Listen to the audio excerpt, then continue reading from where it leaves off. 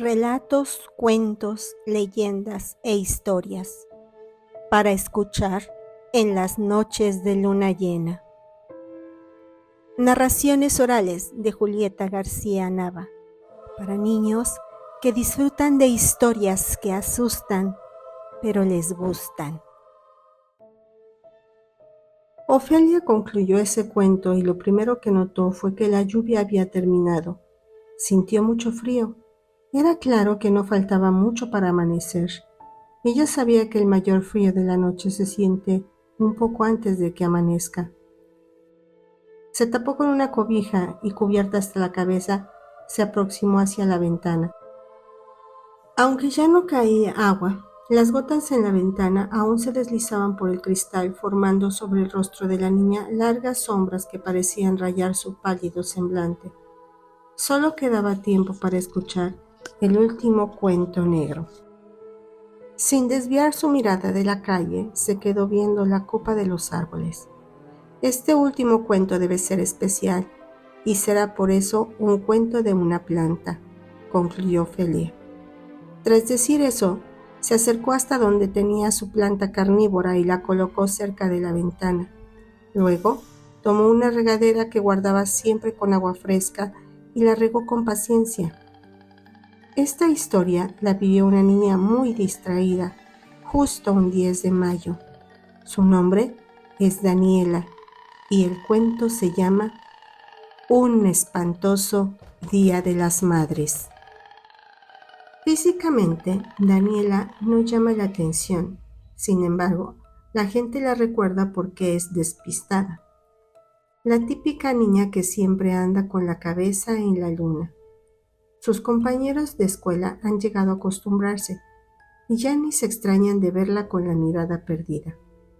Lo malo es que sus maestros no logran entender su personalidad y constantemente la regañan o castigan por no prestar atención.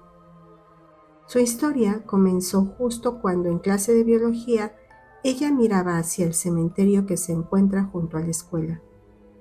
Toda su atención estaba clavada en un pájaro azul que no se decidía entre emprender el vuelo o picotear el tronco de un pino.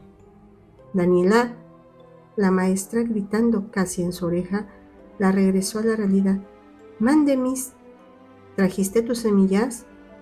Como se acercaba el Día de las Madres, la maestra había pedido que los alumnos llevaran semillas para sembrarlas y el 10 de mayo tuvieran una hermosa flor que regalar a sus mamás. Daniela, desde luego, había olvidado la tarea por completo. Por suerte, en el momento en que iba a inventar un pretexto, sonó el timbre que anunciaba el recreo. «Al regresar quiero las semillas de todos», alcanzó a gritar la maestra antes de que la marabunta saliera corriendo. Daniela ni siquiera probó su sándwich y se puso a buscar semillas en los jardines.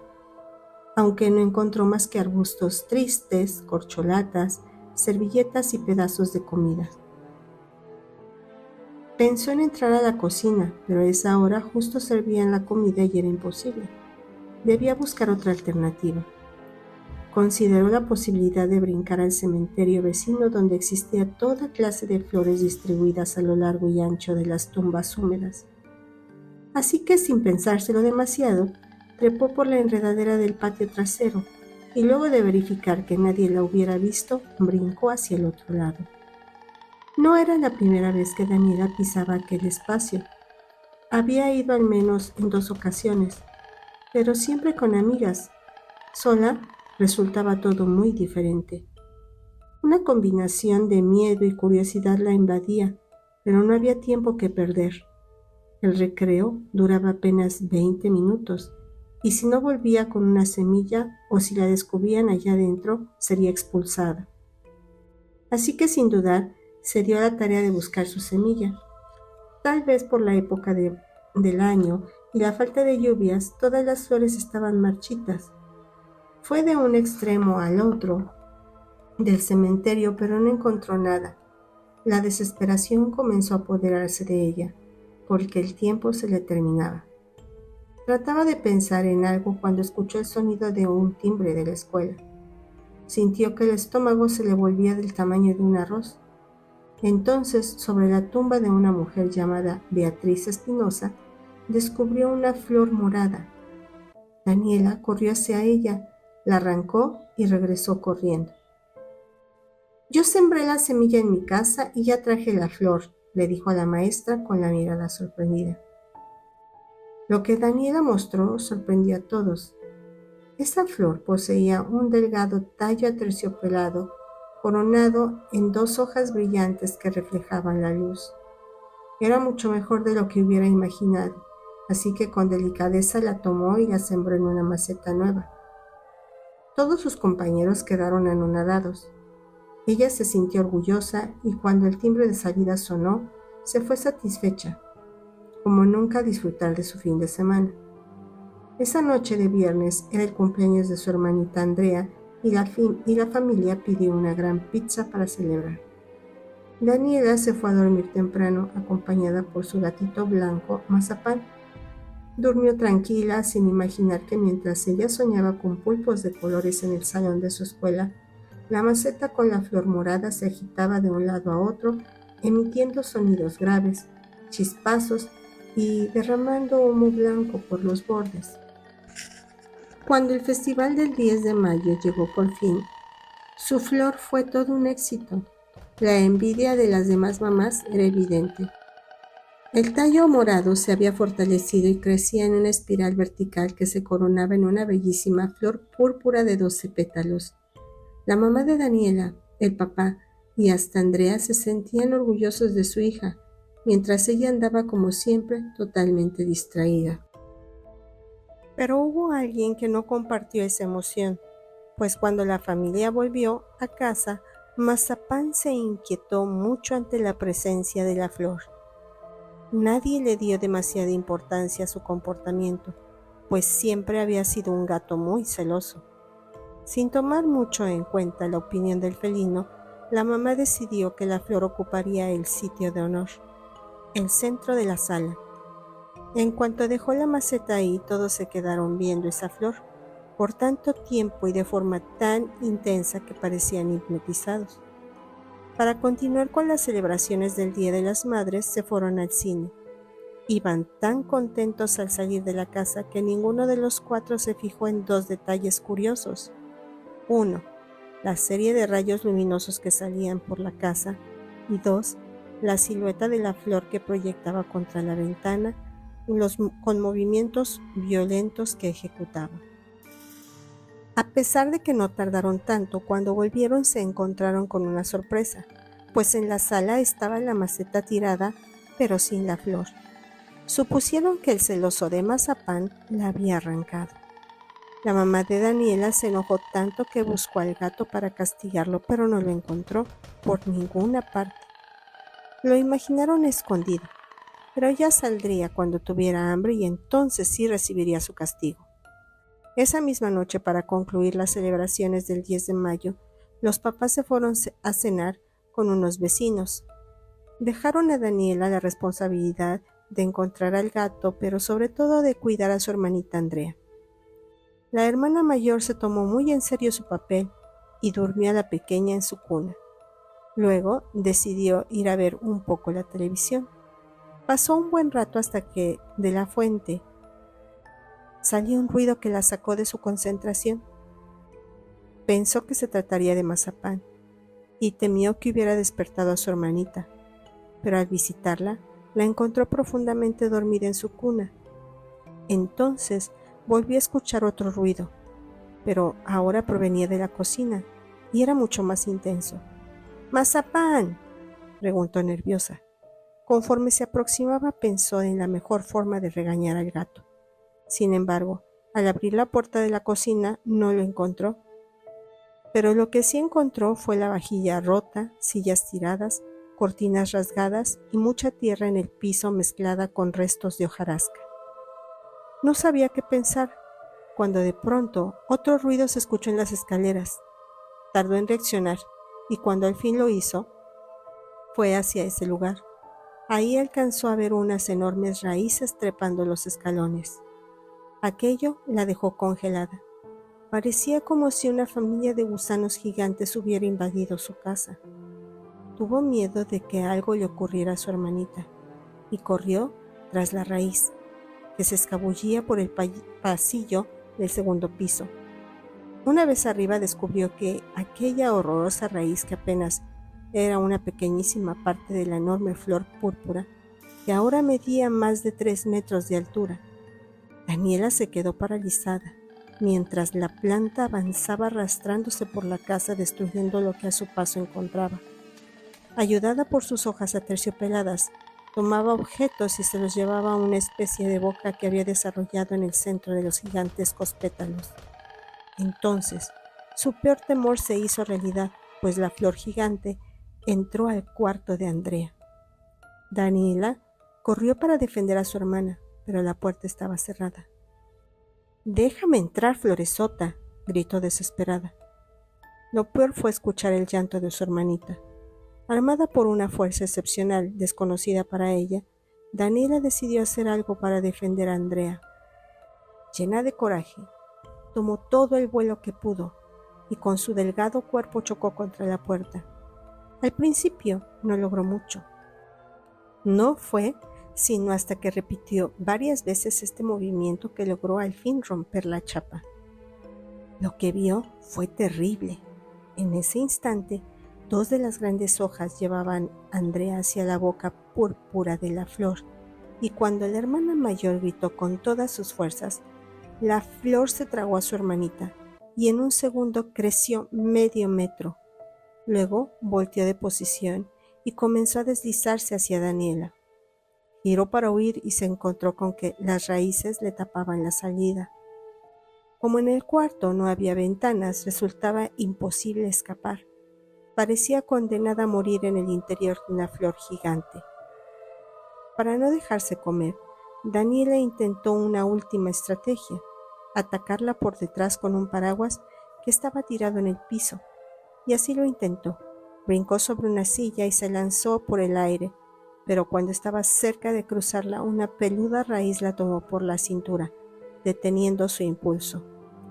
La fuerza con la que oprimía era brutal, y pocos segundos costaban ya trabajo para respirar. «Te advierto, Floresota, si no me sueltas, mi papá te va a cortar». Supuso que tal vez si se ponía agresiva, la respetaría. «Tú no lo sabes, pero él es jardinero». Esa palabra enfureció más a la flor misma, que incrementó su fuerza y subió a Daniela a la altura de su boca babosa. La niña no sabía cómo defenderse. La flor se la iba a comer. Logró meter un pie dentro de esa especie de boca y sintió su interior pegajoso, revestido de un líquido similar a la miel tibia. En ese momento, Daniela pensó en muchas cosas: en sus papás, en Mazapán, en la escuela, en la maestra y en la tarea que desató todo aquello. La boca de la flor estaba cada vez más cerca de su cara.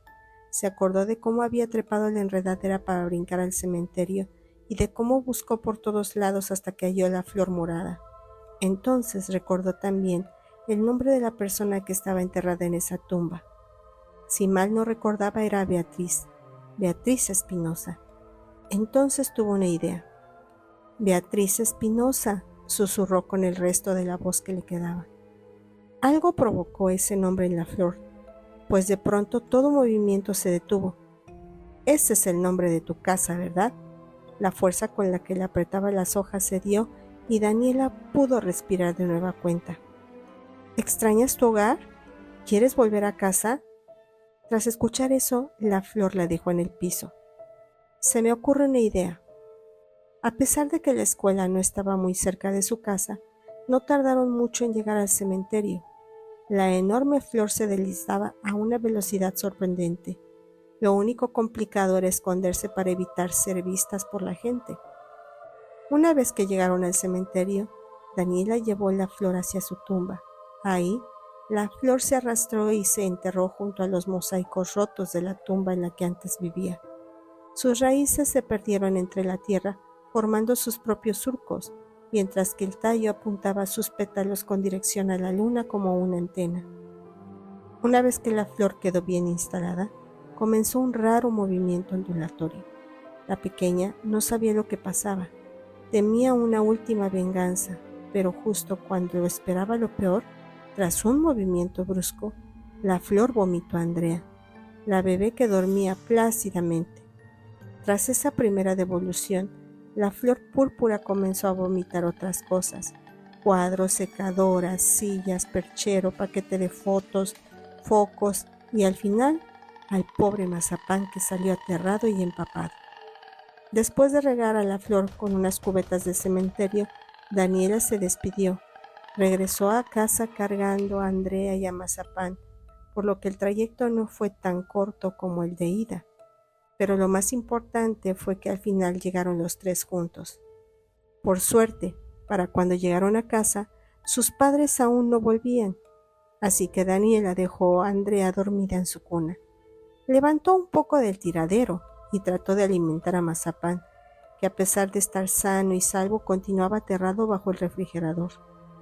Todavía tuvo tiempo de bañarse para quitarse toda la tierra, y mientras se ponía la pijama, sus papás aparecieron. Su mamá entró a su cuarto en lo que papá revisaba a Andrea.